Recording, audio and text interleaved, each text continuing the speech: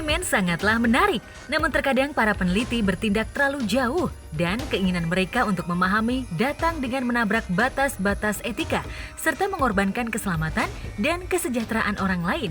Eksperimen berikut membuat peserta mereka terluka, trauma, dan yang paling buruk, merenggut nyawa.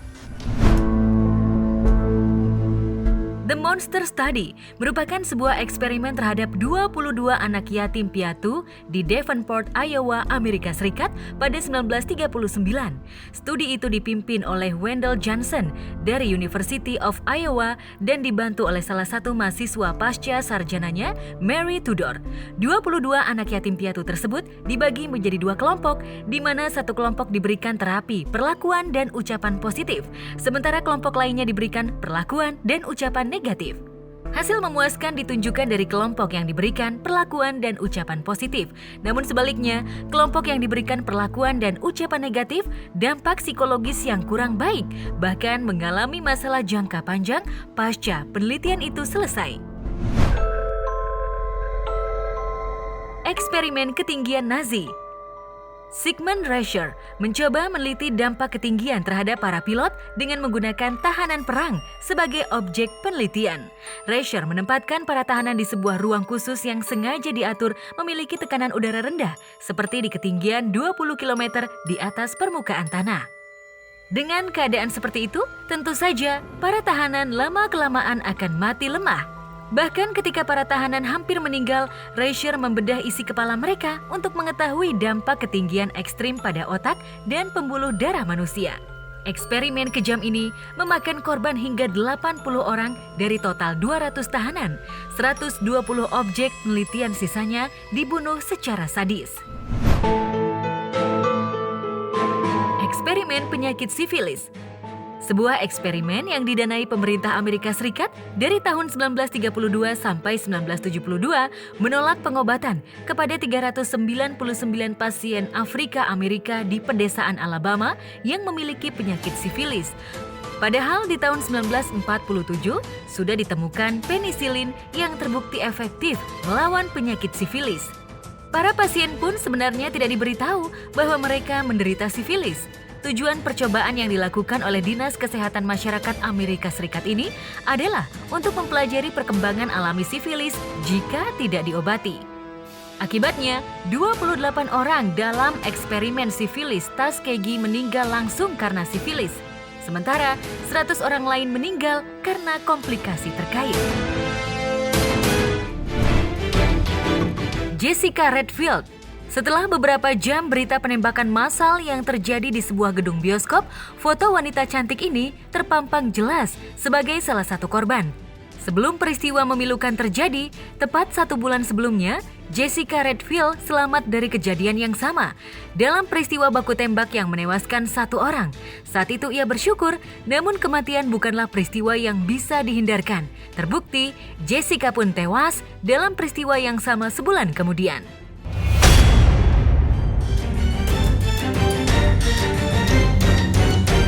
Jessica De Lima Roll. Pada 2013, ia membantu sekumpulan mahasiswa dalam pesta di sebuah klub. Kekasihnya ketika itu melarang karena punya firasat tak enak.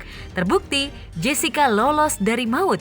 Dari kebakaran hebat yang menimpa klub di mana pesta digelar, 238 orang meninggal dalam insiden tersebut. Ia beruntung tak jadi korban. Namun, kisah Jessica belum selesai. Seminggu kemudian setelah peristiwa kebakaran tersebut, ia melakukan perjalanan untuk menemui kekasihnya itu. Namun naas, dalam perjalanannya itu, Jessica justru meninggal dunia dalam kecelakaan maut antara mobil dan truknya.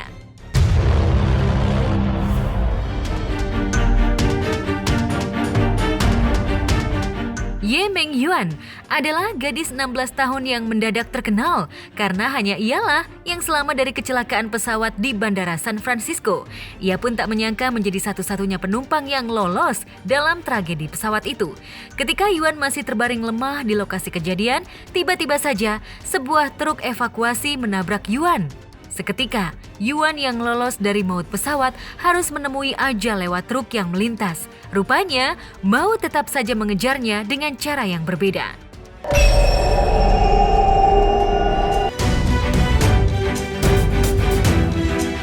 Seorang anak berusia 5 tahun, Lynn Gehling, selamat dari sebuah bencana tornado.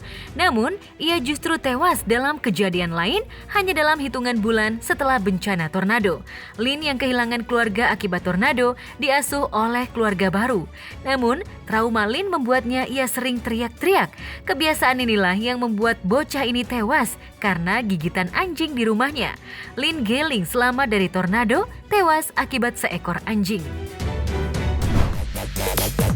Sebagai negara maritim, Indonesia memang seharusnya mengembangkan industri perkapalan. Geliat industri maritim Indonesia nampaknya semakin bersinar. Perusahaan galangan kapal nasional telah berhasil berinovasi hingga menciptakan berbagai produk yang disukai pembeli lokal dan luar negeri. Sebut saja PT PAL Indonesia Persero, perusahaan galangan kapal plat merah yang mampu meningkatkan kualitas dan jenis produknya. Saat ini, PAL mampu memproduksi beberapa jenis kapal perang. Kali ini, Top Highlight akan membeberkan beberapa kapal perang buatan Indonesia. Yang pertama, Strategic Sea Lift Vessel. Kapal ini merupakan pengembangan dari kapal loading dock. Kapal SSV ini merupakan kapal pengangkut personil dan alat tempur seperti tank, truk, dan helikopter. Saat ini, TNI AL sudah menggunakan kapal jenis ini. Bahkan, kapal SSV buatan Indonesia sudah dibeli oleh Filipina dan menjadi kapal perang atau kendaraan laut terbesar yang pernah dimiliki Filipina. Kapal ini memiliki panjang 123 meter, lebar 21,8 meter, serta memiliki kecepatan 16 knots dengan ketahanan berlayar selama 30 hari non-stop di laut lepas. Selanjutnya, kapal perusak kawal rudal. Kapal ini merupakan kapal canggih jenis frigate class buatan Indonesia yang memiliki panjang 105,11 meter, lebar 14,2 meter dengan kecepatan 28 knots dengan ketahanan berlayar selama 20 hari. Kapal perusak ini memiliki 4 kemampuan tempur, yakni kemampuan tempur antar permukaan dengan tembakan torpedo dan rudal, perang di udara dengan peralatan yang memiliki kemampuan menghancurkan pesawat jet tempur musuh, dan kapal ini juga bisa difungsikan perang di bawah laut. Terakhir adalah kapal perang KRI RE Marta Dinata 331. Kapal ini merupakan kapal perang tercanggih yang pernah dimiliki Indonesia. KRI RE Marta Dinata merupakan hasil kerjasama antara TNI AL dengan PT PAL. Kapal ini dipersenjatai meriam utama Oto Melara 76 mm Super Rapid Gun, rudal Exocet MM40 Blok 3 yang memiliki daya jelajah maksimal sampai 200 km. Kemudian dilengkapi rudal anti-serangan udara Mika yang dirancang khusus dan efektif yang dapat menjangkau musuh sejauh 25 km. Kapal ini juga dilengkapi rudal Therma SKWS DLT-12T atau rudal udara ke permukaan. Selain itu tak ketinggalan torpedo A244S yang mempunyai kemampuan mencapai musuh di lautan dangkal. Dan meriam Close-in Weapon System atau CIWS Millennium 35 mm untuk menangkis serangan udara serta ancaman permukaan jarak dekat.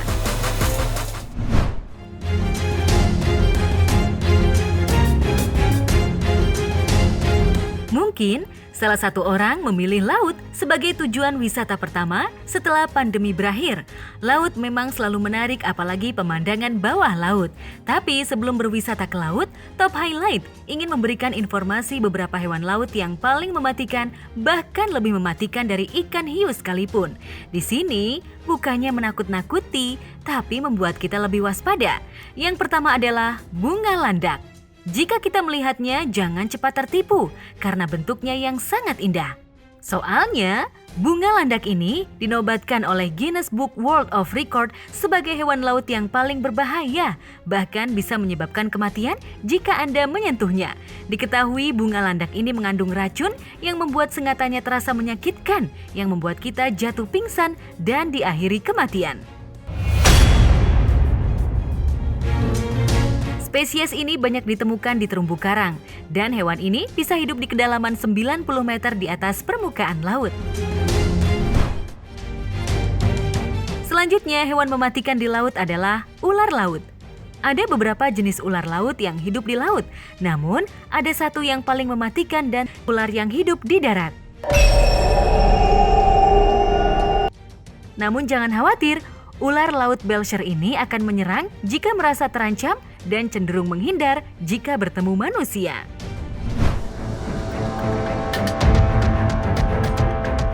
Berikutnya, ubur-ubur kotak. Kita harus waspada jika melihat ubur-ubur ini. Jangan tertipu dengan bentuknya yang indah dan menggemaskan, tapi ternyata lebih berbahaya atau mematikan daripada ular laut tadi. Sengatannya sangat mematikan, itu pun kalau kita masih sempat merasakannya karena racunnya hanya 5 menit membuat kita tewas mengenaskan. Di Australia, ada pantai di mana ada larangan untuk berenang karena banyak ubur-ubur ini.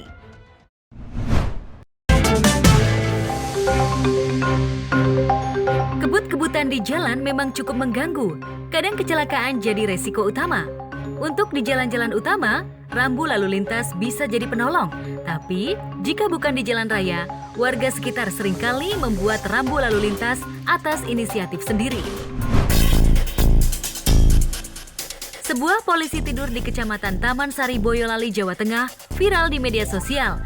Hal ini karena polisi tidur dibangun tak biasa dan cenderung asal-asalan.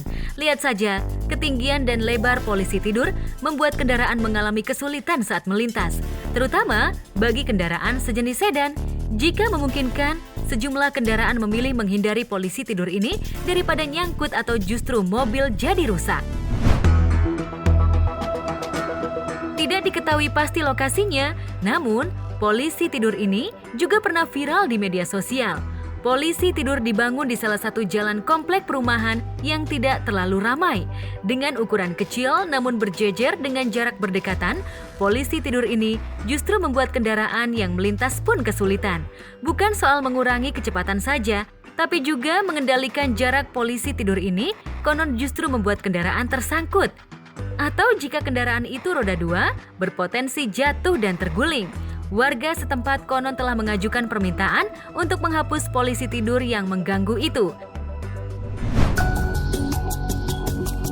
Tak kalah membuat heboh media sosial, ini dia kesebelasan polisi tidur. Seorang warga di Kampung Padang Luas, Malaysia, Nur Muhammad Roslam, mengaku kesal lantaran banyak kendaraan ngebut saat melintas di sana. Dengan inisiatif dan biaya sendiri, ia pun membuat polisi tidur berjejer sebanyak 11 polisi tidur. Jaraknya pun berdekatan satu sama lain, sekitar 40 meter.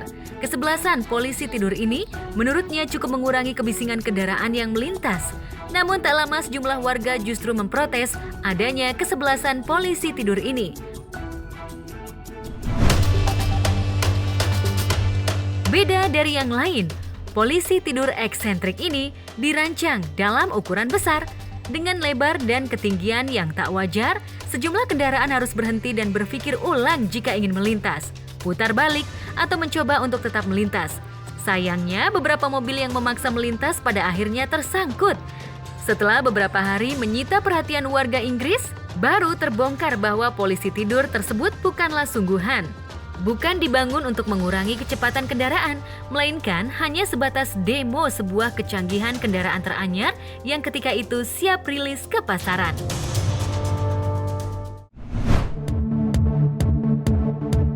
Upaya pemecahan rekor dunia kadang tak berjalan mulus. Beberapa orang atau komunitas tertentu pernah mencoba aksi gila yang tak biasa demi rekor dunia. Namun persiapan matang ternyata bukan jaminan untuk memecahkan rekor dunia. Berikut ini beberapa aksi gagalnya rekor dunia. Pada bulan Oktober 2005, di Leeuwarden, Belanda, sejumlah relawan dan kru dari perusahaan Akarta Televisi Endemol berencana membuat rekor domino roboh terbanyak. Untuk rekor ini, mereka menyiapkan 1.155.156 keping domino. Domino disusun sedemikian rupa dan akan dirubuhkan pada hari yang telah ditentukan. Sayang, rencana gagal total karena munculnya tamu tak diundang, burung pipit. Tak ada yang menyangka burung pipit tersebut hinggap di salah satu domino, sehingga 23.000 domino roboh secara beruntun. Berjalan di atas api. Pada bulan Juli 2004, sebuah acara penggalangan dana dilakukan supaya uang yang terkumpul disumbangkan ke sebuah yayasan ambulan di Selandia Baru. Sajian berjalan di atas api rencananya dijadikan rekor dunia dengan kategori jumlah orang terbanyak yang berjalan di atas bara api tersebut. Bara api yang disiapkan memiliki panjang 3,5 meter dengan 341 orang yang akan melintas di atasnya. Dalam atraksinya terjadi kesalahan baik dari panitia maupun dari peserta.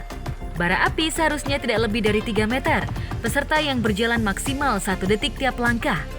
Namun, semua ketentuan tersebut dilanggar hingga banyak peserta mengalami luka bakar hingga dilarikan ke rumah sakit akibat kaki yang melepuh. Insiden inilah yang membuat rekor dunia berjalan di atas bara api dinyatakan gagal. Gagalnya rekor dunia tarik tambang dengan peserta terbanyak. Olahraga sederhana ini menuntut kekompakan dari para pesertanya. Sepintas tak ada yang berbahaya dari tarik tambang ini.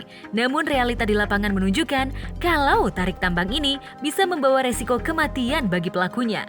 Pada Oktober 1997 di Taiwan misalnya, sebanyak 1.600 orang melakukan tarik tambang bersama-sama. Tapi, tali yang digunakan ternyata tidak cukup kuat menahan beban tarikan para peserta. Akibatnya, lebih dari 40 peserta mengalami cedera pada ulu hati atau tulang punggung akibat jatuh dan tertindih peserta lain. Tak hanya sekali, aksi untuk memecah rekor dunia ternyata juga pernah gagal. Tahun 1996 di Jerman, sebanyak 650 peserta terjatuh bersamaan karena tali tambang yang digunakan putus. 102 orang mengalami cedera, bahkan 2 diantaranya meninggal dunia. Menerbangkan balon terbanyak. Sejatinya aksi ini cukup beresiko, terutama bagi dunia penerbangan yang berpotensi mengganggu jalur.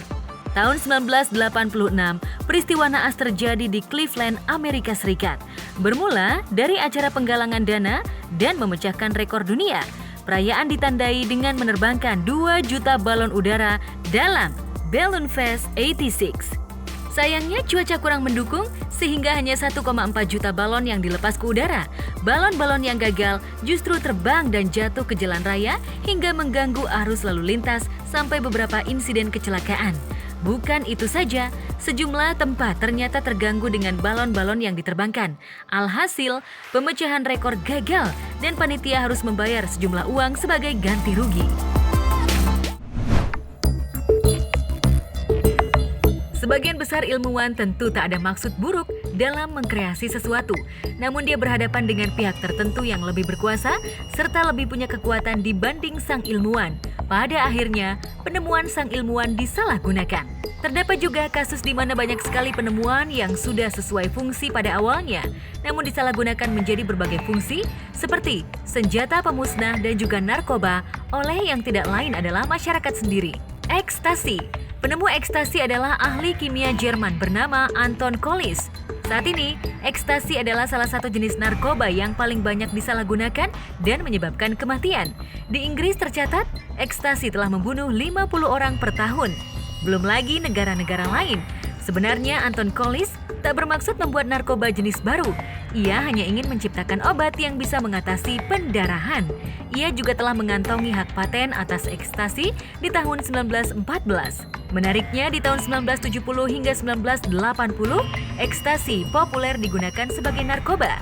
Penciptanya sendiri sudah meninggal saat itu, sekitar bulan September 1916 dalam Perang Dunia Kedua. Ia tak mengetahui kalau penemuannya akan menjadi zat paling berbahaya dan mampu membunuh manusia. Bom atom. Penemuan yang disalahgunakan adalah bom atom yang ditemukan oleh ahli fisika asal Amerika Serikat, Julius Robert Oppenheimer.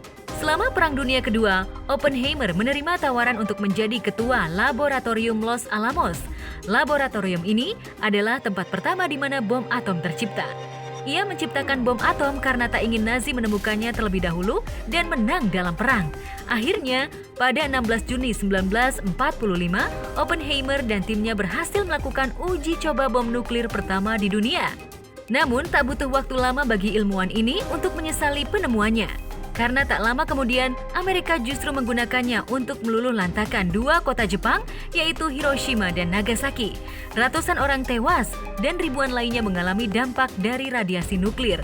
Dari seluruh penemuan inilah, penemuan yang paling membuat penemunya menyesal. Gas sarin. Gas berbahaya ini ditemukan oleh ahli kimia asal Jerman bernama Dr. Gerhard Schrader di tahun 1938. Ia bermaksud membuat obat pembasmi serangga atau insektisida untuk tanaman pangan demi mencegah gagal panen. Namun ia justru membuat gas berbahaya untuk manusia karena akan menyerang saraf. Siapa saja yang menghirupnya akan kesulitan bernapas hingga tewas akibat kelumpuhan di seluruh tubuh. Gas ini bahkan puluhan kali lebih berbahaya kalau dibandingkan dengan sianida. Gas sarin beberapa kali digunakan oleh orang-orang tak bertanggung jawab. Salah satunya adalah insiden paling memilukan di Jepang. Pada 20 Maret 1995, teroris anggota sekte sesat melepaskan gas sarin di kereta bawah tanah. Padahal saat itu adalah jam sibuk, di mana seluruh warga Jepang memanfaatkan kereta untuk berangkat dan pulang kerja. Akibatnya, 12 orang tewas, 50 orang luka parah dan 1.000 orang mengalami gangguan mata. Sayang sekali, penemuan ilmuwan Jerman tersebut disalahgunakan untuk melakukan tindakan keji. Padahal awalnya ia berniat baik. Gas sarin berada di posisi 5 penemuan yang disalahgunakan.